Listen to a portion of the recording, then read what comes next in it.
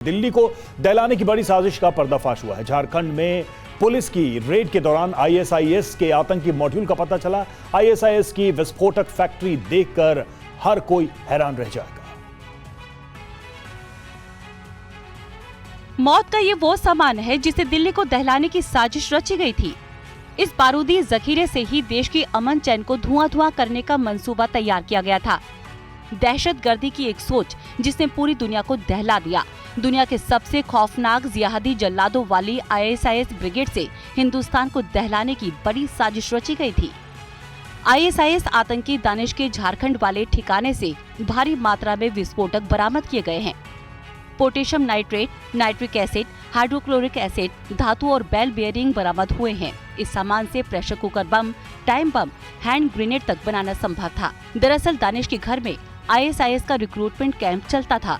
दानिश के घर में बारूद और विस्फोटक जमा किए जाते थे। देश में हमले के लिए साजिश रची जाती थी। इस ठिकाने पर पाकिस्तान से ऑनलाइन क्लास भी चलाई जाती थी। आईएसआईएस के गिरफ्तार आतंकियों के निशाने पर बीजेपी और आरएसएस के बड़े नेता थे। वडोदरा में विवादित पोस्ट पर जमकर बवाल हो गया। एआई के जरिए किए गए विवादित पोस्ट पर पहले पत्थरबाजी हुई और इसके बाद लोगों ने ट्रैफिक जाम कर दिया। पूरी खबर आप देखिए। पत्थरों की बरसात, खून खराबा, गुस्से की आग, नारेबाजी और विरोध की आवाज है। लहूलुहान व्यवस्था है, आक्रोश की अग्नि ज्वाला में झुलस रहा सिस्टम है और बेलगाम भीड़ के पैरों तले रौदा हुआ भरोसा है। देख लीजिए, बेकाबू भीड़ जब सड़क पर उतरी तो मंजर कुछ यूं खौफनाक, शर्मनाक और दर्दनाक था। एआई के जरिए की गई विवादित पोस्ट के बाद गुजरात का वडोदरा सुलगने लगा। बेकाबू भीड़ तांडव करने लगी। कहीं किसी के हाथ में पत्थर था, कोई आग लगा रहा था, कहीं कोई भड़काऊ नारे लगा रहा था, तो कहीं किसी के हाथ में पोस्टर बैनर थे। ये उन्मादी भीड़ शहर की शांति को सरेआम सूली पर टांगकर तांडव कर रही थी। वडोदरा में विवादित पोस्ट को लेकर भीड़ ने पहले जमकर हंगामा किया और फिर गाड़ियों में तोड़फोड़ की। तनाव को देखते हुए मौके पर पहुंची पुलिस ने भीड़ को जैसे तैसे शांत कराया। आरोप है कि किसी शख्स ने एआई के जरिए समुदाय विशेष को लेकर विवादित पोस्ट किया था, जिसके कारण लोगों का गुस्सा फूट पड़ा और बवाल शुरू हो गया। इस घटना के बाद वडोदरा के इस इलाके में अभी भी तनाव का माहौल है। जिस तरह बवाल हुआ उससे सवाल पुलिस वालों पर भी है, जो कानून व्यवस्था बिगाड़ने वालों को वक्त रहते काबू नहीं कर पाए। वडोदरा में उन्मादी भीड़ ने जमकर हंगामा किया और तोड़फोड़ की। टीवी 9 भारतवर्ष संवाददाता अंजलि ओझा की ये रिपोर्ट देखिए। शुक्रवार की रात को वडोदरा शहर में फिर से एक बार शांति को खराब करने का प्रयास हुआ है। जिस तरह से शांति प्रिय वडोदरा है, उसकी जिस तरह से त्योहार नजदीक आ रहे हैं, नवरात्रि की शुरुआत होने जा रही है, उससे पहले विस्तार में एक विवादित पोस्ट को लेके कुछ जो समुदाय के लोग हैं वो लोग पुलिस मथक पहुंचे थे और उन लोगों ने अपनी रजूआत की थी। उसके बाद जो लोग थे वो लोग उस्करा कर, जिस तरह से गुस्से में आकर जो परिस्थिति खड़ी हुई, जिस तरह से पत्थर मारा किया गया, जिस तरह से अब विस्तार में जो शांति स्थापित की गई थी उसको नुकसान पहुंचाने की जो कोशिश हुई है, उसको लेके पुलिस विभाग ने अभी तक 15 से ज़्यादा लोगों को अटक किया है और जो लोग जिसने विवादित पोस्ट किया था उनको भी राउंड अप करने की जो कार्यवाही है वो शुरू की गई है। सबसे महत्वपूर्ण बात यह है कि वडोदरा शहर में पिछले 1 महीने में 2 बार इस तरह की घटना हुई है। पिछली बार जो घटना हुई थी वो श्री जी की प्रतिमा पर अंडा फेंकने की घटना हुई थी और उसको लेके पुलिस विभाग ने जो शख्स थे उन लोगों को राउंड अप कर लिया था, उनके खिलाफ कार्रवाई भी की थी। तो गुजरात के गोधरा में बीती रात जबरदस्त बवाल हुआ। यहां पर भी विशेष समुदाय के लोगों ने गोधरा सिटी पुलिस स्टेशन का घेराव कर दिया। काफी देर तक बेकाबू भीड़ हंगामा करती रही। आप देखिए हुआ क्या। पुलिस स्टेशन पर हंगामा, नारेबाजी करती बेकाबू भीड़, पुलिस के खिलाफ लोगों में आक्रोश। तस्वीरें गुजरात के गोधरा की हैं।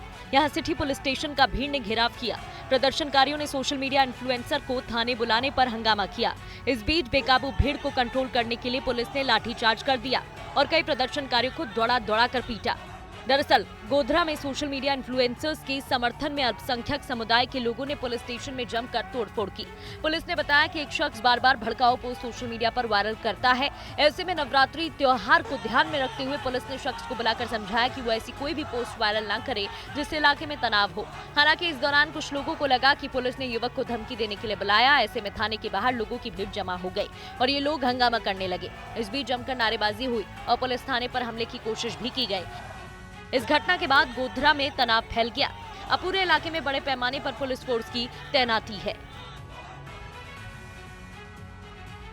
आगे बढ़ते, गैंगस्टर काला राणा ने हरियाणा पुलिस को धमकी दी है। दरअसल कुरुक्षेत्र में एक बदमाश के एनकाउंटर के बाद काला राणा ने सोशल मीडिया के जरिए पुलिस को धमकी दी है और कहा है कि इस फर्जी एनकाउंटर का जवाब जरूर दिया जाएगा।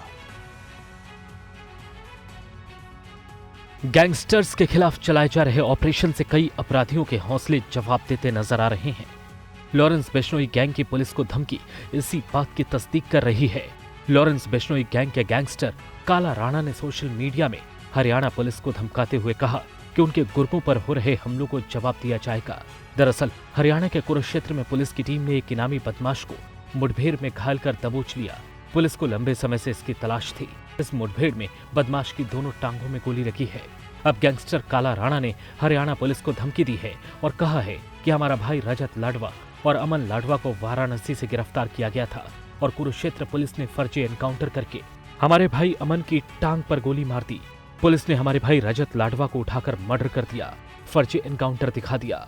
टाइम जरूर लगेगा, इनको जल्दी बता देंगे फेक एनकाउंटर कैसे किया जाता है और ये मर्डर है। जिसका भी इसमें हाथ होगा उसका हिसाब जरूर होगा। दिल्ली के रोहिणी इलाके में पुलिस और बदमाशों के बीच मुठभेड़ हुई और इसमें 2 बदमाशों को गोली लगी। वहीं 3 बदमाशों को पुलिस ने गिरफ्तार किया है। 2 बदमाश मौके से फरार हो गए। ये पूरा मामला आप देखिए।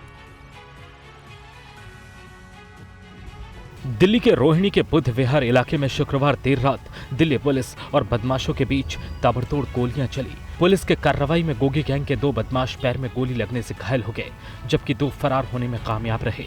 इस तरह कुल 5 बदमाशों में से 3 को पकड़ने में पुलिस कामयाब रही। पुलिस और गोगी गैंग के बीच एनकाउंटर का नेतृत्व एसएचओ करुणा सागर ने किया। पुलिस सूत्रों के मुताबिक गिरफ्तार बदमाश कुख्यात गोगी गैंग से जुड़े हैं। घायल बदमाशों को तुरंत अस्पताल में भर्ती कराया गया है, जहां उनका इलाज चल रहा है। वहीं 2 जवानों को भी गोली लगी है। पुलिस के अनुसार गुप्त सूचना मिली थी कि गोगी गैंग के कुछ सदस्य बुद्ध विहार इलाके में किसी बड़ी आपराधिक वारदात को अंजाम देने की फिराक में हैं। इसके आधार पर बुद्ध विहार पुलिस ने पंसाली रोड के पास नाकाबंदी की और एक संदिग्ध कार को रुकने का इशारा किया। पुलिस को देखते ही बदमाशों ने फायरिंग शुरू कर दी, जिसके जवाब में पुलिस ने भी गोलीबारी की। इस दौरान कई राउंड गोलियां चली, जिसमें 2 बदमाश घायल हो गए। पुलिस ने मौके से एक कार, एक सेमी ऑटोमेटिक पिस्टल, जिंदा कारतूस और अन्य हथियार बरामद किए। मुजफ्फरनगर में टोल मैनेजर की हत्या करने वाले 3 अभियुक्तों को मुठभेड़ कर गिरफ्तार कर लिया गया। क्या है पूरा मामला, देखिए इस रिपोर्ट। खौफनाक खबर उत्तर प्रदेश के मुजफ्फरनगर जिले से सामने आई है। यहाँ डांटे जाने से बौखलाए 2 कर्मचारियों ने अपने साथियों के साथ मिलकर मैनेजर और सहायक मैनेजर पर डंडे, रॉड और धारदार हथियार से हमला कर दिया। इस दौरान दोनों टोल कर्मी अपने साथियों के साथ मिलकर सहायक मैनेजर अरविंद पांडे को घसीटते हुए कार में अगवा कर ले गए और धारदार हथियार से गोदकर हत्या कर दी। अब इस मामले में पुलिस ने 3 आरोपियों को 3 घंटे के अंदर दबोच लिया। तीनों को गिरफ्तार करने के लिए पुलिस एनकाउंटर करना पड़ा। 2 अभियुक्तों के पैर में गोली लगी है। इस घटना में जो संलिप्त अभियुक्त है ये यहाँ से भागने की फिराक में है। पुलिस द्वारा इनको इंटरसेप्ट किया गया। जब इंटरसेप्ट करने पे इनके द्वारा पुलिस पार्टी पर ताबड़तोड़ फायरिंग की गई है और उस जवाबी कार्रवाई में पुलिस द्वारा त्वरित कार्यवाही करते हुए मौके से 3 अभियुक्तों को गिरफ्तार किया गया है। प्रारंभिक पूछताछ में इन तीनों ने बताया है कि ये घटना में संलिप्त थे। बता दें कि टोल मैनेजर का शव शुक्रवार शाम मेरठ के जानी थाना इलाके में गंगनहर पटरी के पास बरामद हुआ था। जम्मू कश्मीर के उधमपुर में पुलिस की टीम ने बड़ी कार्रवाई को अंजाम दिया और स्पा सेंटर पर रेड की और साथ ही कई महिलाओं और पुरुषों को भी स्पा सेंटर से हिरासत में लिया गया। रिपोर्ट आप देखिए।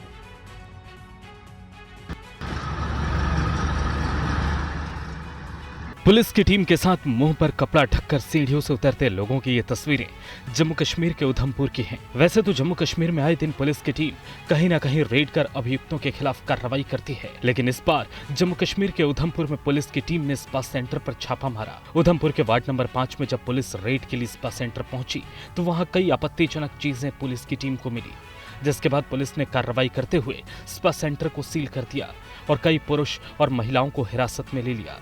जिन्हें स्पा सेंटर में ले जाते हुए तस्वीरों में आप देख भी सकते हैं। पुलिस ने स्पा सेंटर चला रहे अभियुक्तों को हिरासत में लिया और मामले की जांच विस्तार से शुरू कर दी। तो वहीं इस बीच स्थानीय लोगों ने भी पुलिस की कार्रवाई का स्वागत किया, जिनका मानना था कि स्पा सेंटर की आड़ में लोग गलत काम कर रहे हैं। फिलहाल अभियुक्त पुलिस की गिरफ्त में हैं और पुलिस मामले की जांच कर रही है।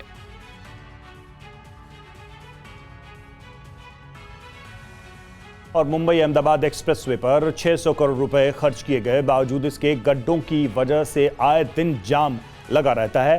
अब आरोप है कि यहां जाम की वजह से 16 महीने के बच्चे की मौत हो गई। ये मुंबई अहमदाबाद एक्सप्रेसवे हाईवे है, जहां भारी ट्रैफिक जाम की वजह से एक बच्चे की मौत हो गई। रास्ते में 5 घंटे तक ट्रैफिक जाम में फंसे रहने के कारण बच्चे ने दम तोड़ दिया। ये घटना वसई विरार इलाके में हुई। नायगांव के गैलेक्सी अस्पताल में इलाज करा रहे 16 महीने के बच्चे को आगे के इलाज के लिए मुंबई रेफर किया गया था, लेकिन रास्ते में 5 घंटे तक ट्रैफिक जाम में फंसे रहने के कारण बच्चे ने दम तोड़ दिया। इस बच्चे को अस्पताल पहुंचाने निकली एम्बुलेंस वसई दहिसर तक लगे 30 किलोमीटर लंबे ट्रैफिक जाम में अटक गई। हालात बिगड़ने पर परिवार उसे पास के सासून घर के एक अस्पताल में ले गया, जहाँ डॉक्टर ने बच्चे को मृत घोषित कर दिया। मुंबई अहमदाबाद एक्सप्रेस वे पर हर दिन 20 से 30 किलोमीटर तक जाम लगना रूटीन की बात बन गया। इस हाईवे की हालत बहुत खस्ता है। पूरे हाईवे पर जगह जगह पर गड्ढे हो गए हैं। इस हाईवे पर 600 करोड़ रुपए खर्च किए गए, लेकिन इस खस्ताहाल सड़क पर मुश्किलें कम नहीं हुई। स्थानीय लोगों का कहना है कि हाईवे पर लगातार बढ़ रहे हादसे और जाम के कारण यह हाईवे जोखिम भरा है।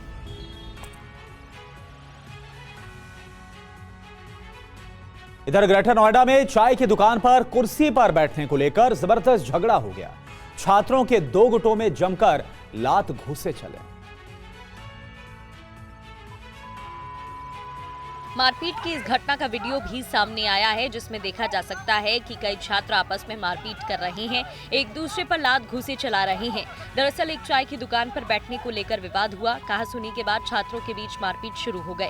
छात्र मारपीट करते हुए एक पार्क तक जा पहुंचे। कुछ लोगों ने बीच बचाव का प्रयास किया, लेकिन दोनों पक्ष मानने को तैयार नहीं हुए।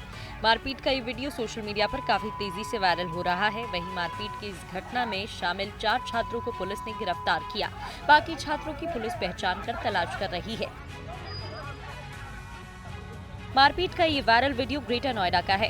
ग्रेटर नोएडा वेस्ट के पतवाड़ी गोल चक्कर पर रेहड़ी लगाने वाले मेहनतकश लोगों के साथ लाठी डंडों से मारपीट की गई। कई रेहड़ी तोड़ दिए गए। मारपीट के दौरान जमकर लाठी डंडे चले। पुलिस ने मारपीट करने वाले एक शख्स को गिरफ्तार कर लिया। बाकी की पहचान जारी है।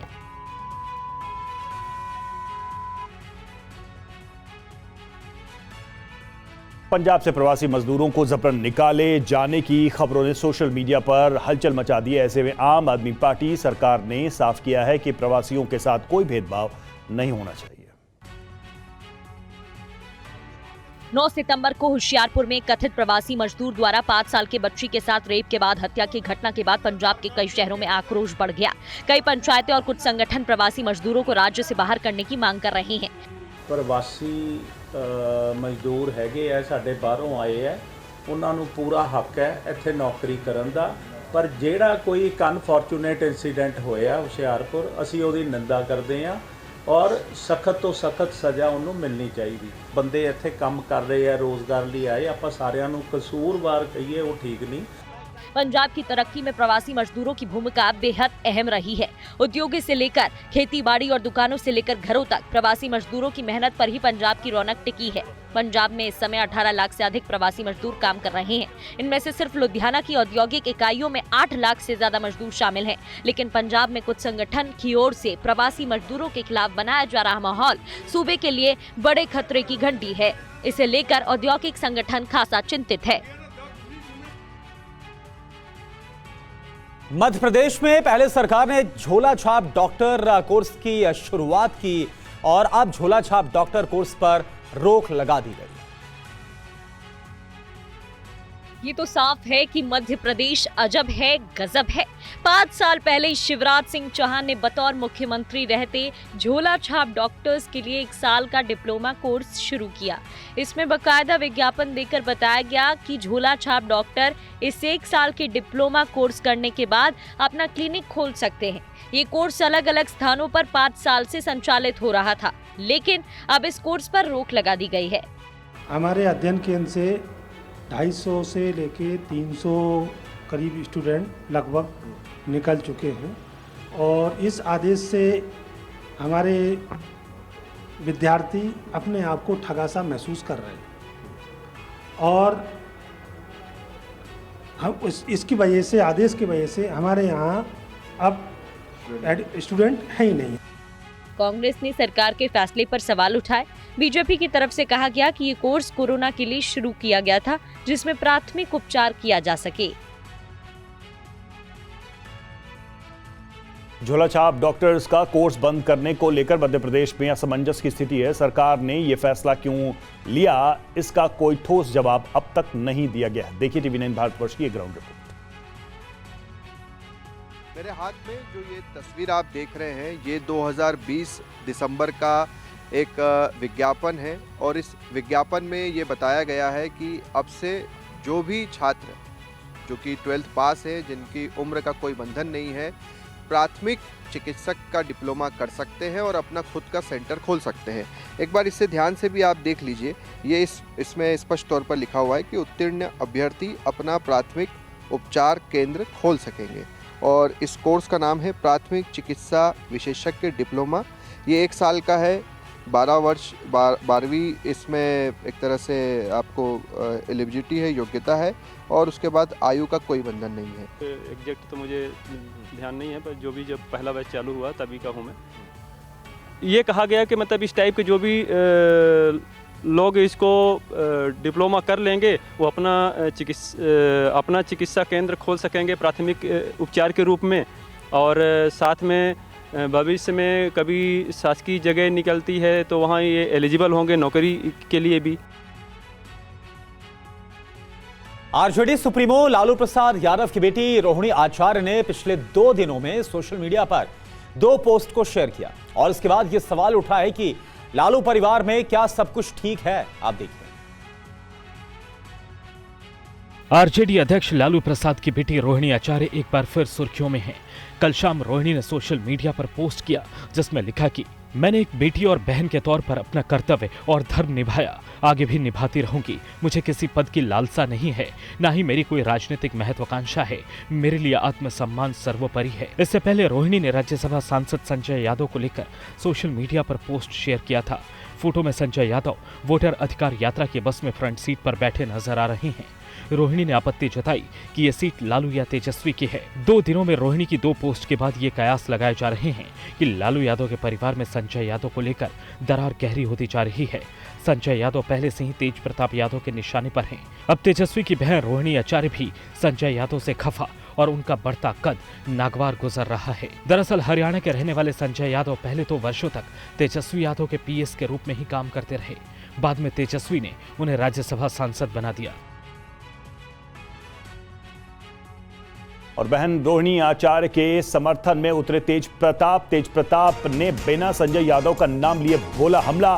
संजय यादव को तेज प्रताप ने कहा जयचंद, तेजस्वी की कुर्सी हथियाना चाहते हैं, ये कहा तेज प्रताप। दूसरा कौन है, किनके अंदाज में जाने जाते हैं, पूरा बिहार का जनता जानता है। अब बहुत सारा लोग जो है आरएसएस माइंडेड और भाजपा माइंडेड सब जगह हर एक दल में घुसा हुआ रहता है। आपने हाल ही फिलहाल में न्यूज देखा होगा या अखबार के माध्यम से देखा होगा कौन किसका कुर्सी हथियाना चाहता है। हम जयचंदों का नाम नहीं लेना चाहते हैं क्योंकि मुर्दा को नाम लेंगे तो जिंदा हो जाएगा। तो इसीलिए ये सोचना आपको है।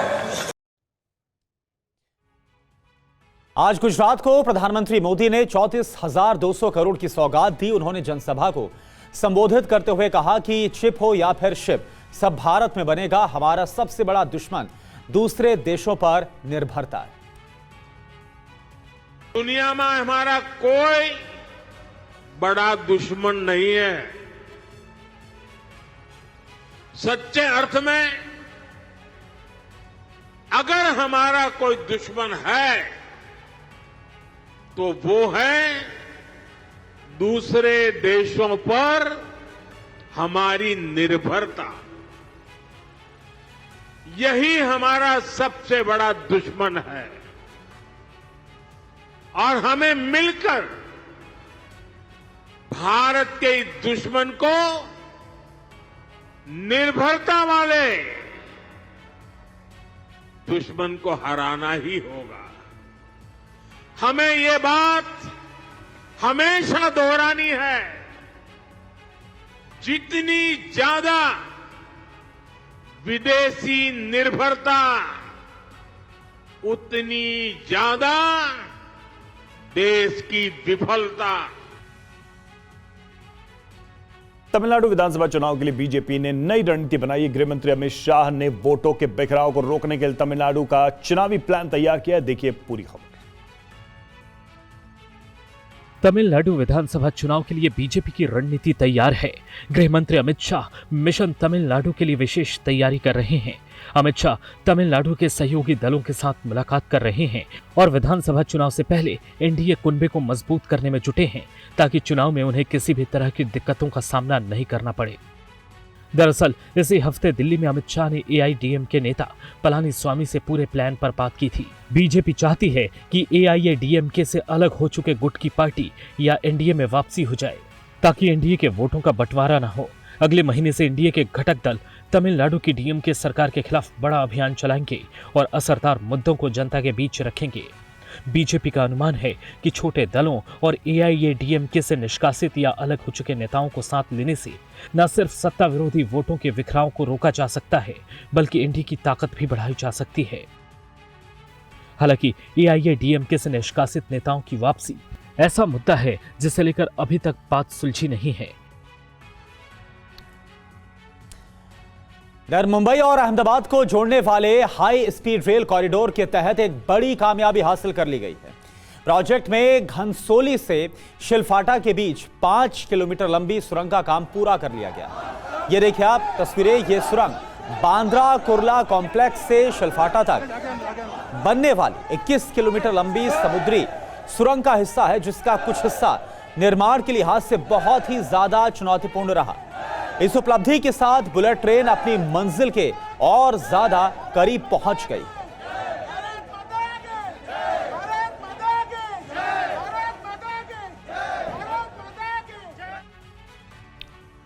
दरभंगा के बेरौल में एआईएमआईएम कार्यकर्ताओं और तेजस्वी यादव के सुरक्षा कर्मियों के बीच झड़प हो गई। एआईएमआईएम कार्यकर्ताओं ने तेजस्वी यादव का जमकर विरोध किया।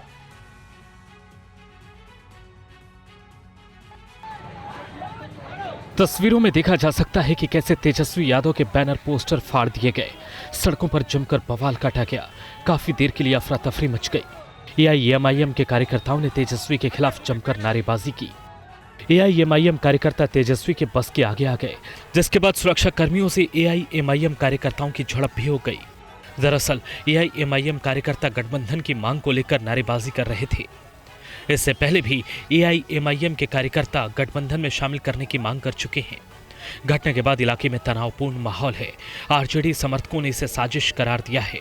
सोशल मीडिया पर दोनों पक्षों के समर्थक एक दूसरे पर आरोप प्रत्यारोप लगा रहे हैं। स्थानीय लोगों ने शांति बनाए रखने की अपील की है। सड़क जाम से आवागमन प्रभावित हुआ और लोग घंटों फंसे रहे। इस घटना से बिहार की राजनीति में गठबंधन को लेकर नई बहस छिड़ने की संभावना है, खासकर विधानसभा चुनाव से पहले।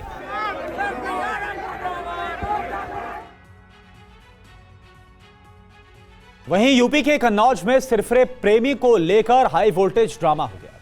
हंगामे के बाद अभियुक्त को पुलिस ने गिरफ्तार किया। मैं अपने आप को शुरू करूंगा। प्यार मोहब्बत का केस नहीं है। उसने मेरे से शादी की है और शादी जब उसने की है तो उसको निभाना चाहिए। अगर नहीं निभाना था तो उसने किया ही क्यों था? एक जवाब है मेरा। दूसरा कोई जवाब नहीं है। अगर भाई कब शादी की थी आपसे? 4 महीने पहले। कन्नौज छिबरामऊ कोतवाली क्षेत्र के काशीराम कॉलोनी में कई घंटे के इस हाई वोल्टेज ड्रामे के बाद पुलिस ने इस सिरफिरे को गिरफ्तार कर लिया।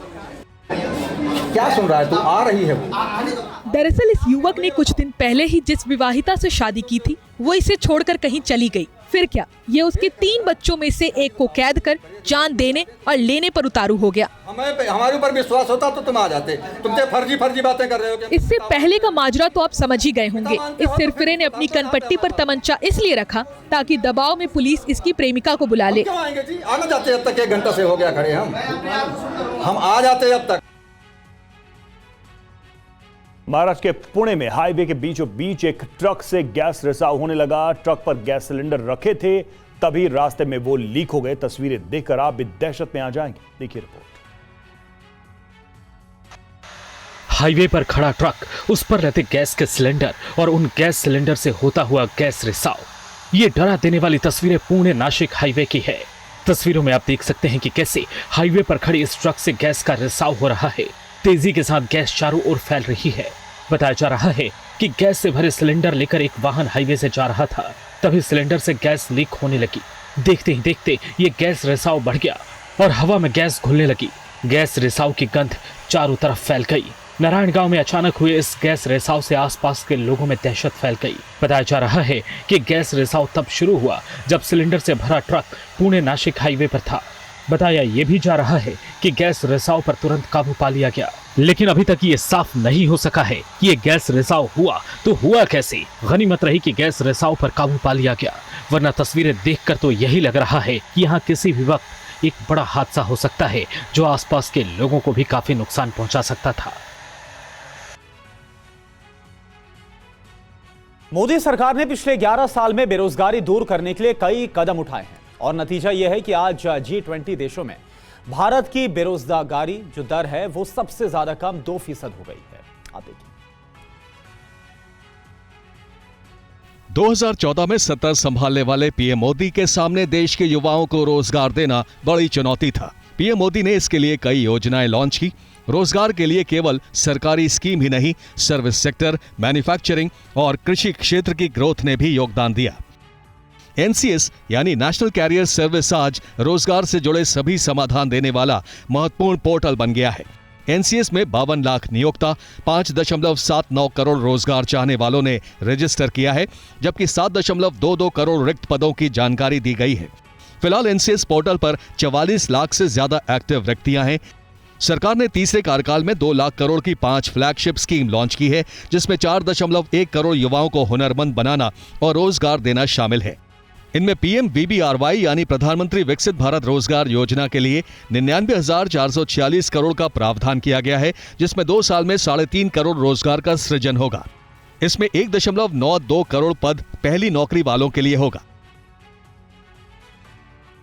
अल्बानिया दुनिया का पहला देश बन गया है जिसने AI यानी आर्टिफिशियल इंटेलिजेंस अवतार को कैबिनेट मंत्री बनाया, लेकिन प्राइम मिनिस्टर एदी रामा का यह फैसला विवादित बन गया है। विपक्षी सांसदों ने संसद में कोहराम मचा दिया, लेकिन इसके बाद AI मिनिस्टर ने जो कहा वो हैरान करने वाला है। अल्बानिया की संसद में विपक्षी दलों के सांसद प्रधानमंत्री पर पानी की बोतलें फेंक रहे हैं। इनको ऐतराज है कैबिनेट में AI अवतार को मंत्री पद देने पर। ये हैं अल्बानिया के AI मंत्री दिएला। अल्बानियाई भाषा में सूरज को दिएला कहा जाता है और प्राइम मिनिस्टर एदी रामा ने सूरज के नाम पर मंत्री का नामकरण किया। विपक्षी सांसदों ने AI मंत्री के पहले भाषण के तुरंत बाद हंगामा किया और इसका विरोध जताया, लेकिन इस हंगामे के बाद AI मंत्री दिएला ने जो कहा वो सुनिए। दिएला ने देश के नागरिकों को संबोधित करते हुए भ्रष्ट राजनीतिक व्यवस्था पर भी चोट की। अल्बानिया पहला देश है जिसने AI पर्सनैलिटी को मंत्रिमंडल में जगह दी है। अल्बानिया के प्रधानमंत्री ने दिएला के भाषण पर कहा कि AI के जरिए सरकारी तंत्र में भ्रष्टाचार रुकेगा, इसके साथ ही पारदर्शिता भी बढ़ेगी।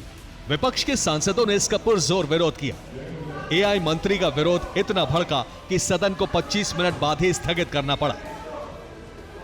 दिएला को इस साल की शुरुआत में माइक्रोसॉफ्ट के साथ मिलकर विकसित किया गया था। ये अल्बानिया ऑनलाइन सेवा प्लेटफॉर्म पर पहले से ही लोगों को मदद दे रही है। वहां दिएला ने लगभग 10 लाख डिजिटल आवेदनों और दस्तावेजों के जरिए नागरिकों को मदद दी है।